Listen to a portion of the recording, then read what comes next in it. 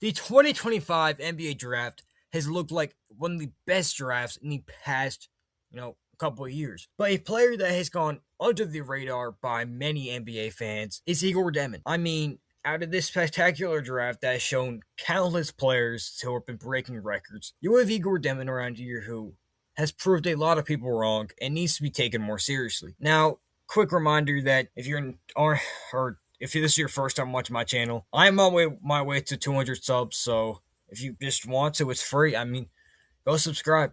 We're on our way to 200 subs again.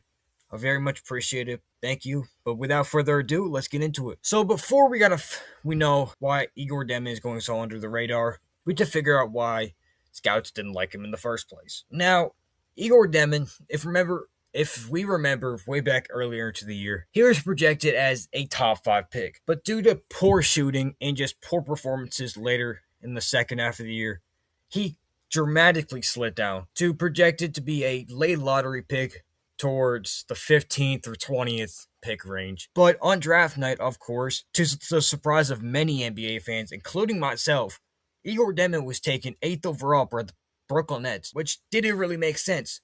I mean, Egor Demin was a horrible shooter in college, shooting 27% from three and less than 60% from the free throw line. I mean, the upside was there as a 6'9 point guard, but no one knew if he can't shoot at the point guard position, that could be a huge red flag, especially in a league that you pretty much need everyone to shoot.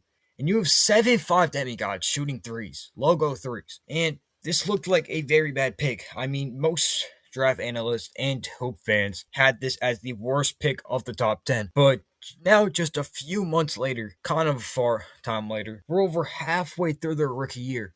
And this is looking like a pretty good pick for the Brooklyn Nets, actually. For a team that didn't really have any point guard depth. I mean, they had Dennis Schroeder, but after D'Lo, they pretty much had no future point guard. And Egor Demin could be the best one since D'Lo. I mean, the upside is definitely there. And I still think the upside is getting better. But to the biggest surprise to the NBA season, he is actually a great shooter. I mean, he is shooting 40% from three. He went up 13%. He is shooting above 80% from the free throw line too, this is just insane.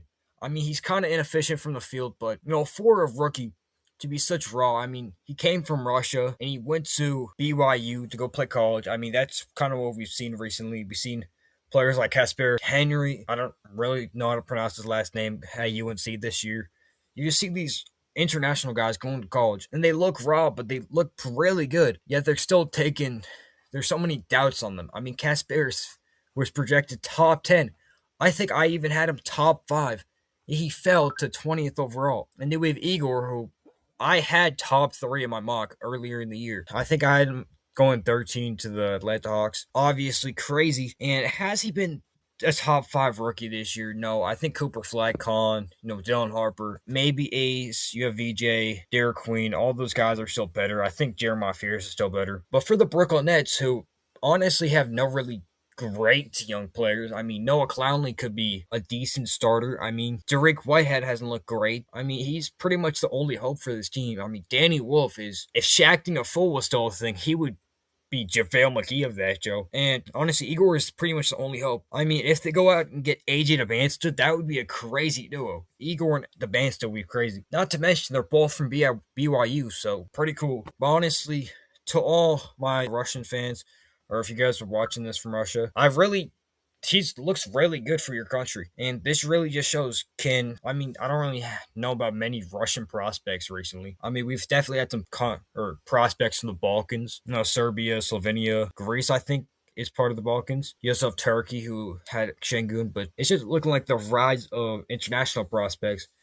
But after going to international to college, that just might be the new thing. I mean, Kasparis is looking good too. Egor Demin's looking good. But anyways, this is one of my first videos on the rookies of this year. I'm meaning to do a lot more, but Egor Demin has surpassed my expectations by far. And if he just does this for the rest of his career, it's just a decent starter who I would be fine with that, honestly. I do think he has crazy potential. But anyways, thank you guys for watching. If you made it to this point, I kind of just yapped for a long time about my NBA ball knowledge and all this stuff, and you learned some stuff. It could be some boring, but I don't know. Guys, let me know. Subscribe if you liked the video, or don't, but leave a comment. please. But I'll see you guys later. Hope you guys have a great day. Hope you guys enjoyed the video. And I'll see you